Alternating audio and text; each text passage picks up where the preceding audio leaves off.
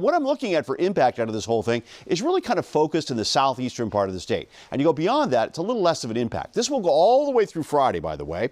We're looking at about 3 to 6 inches of rain in here. 50-plus mile-an-hour wind gusts, certainly a possibility. Minor coastal flooding is the only thing we're going to be talking about. Perhaps, if it stays strong enough, we might get some moderate coastal flooding down toward Nantucket, but that would be about the extent of it.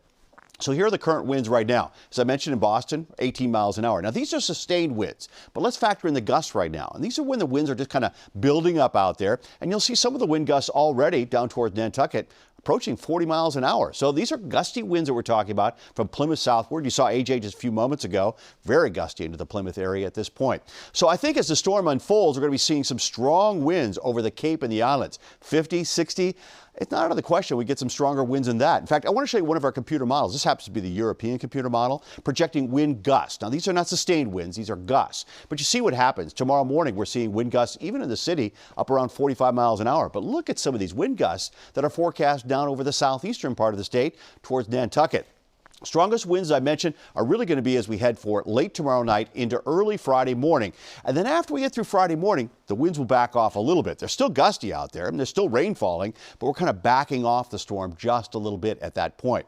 Because of that, there are wind advisories all along the coast and closer to the storm, the southeastern part of the state. It's a high wind warning that we're talking about as you look down toward the Cape and toward the island. So it is looking like a very messy storm system moving its way through.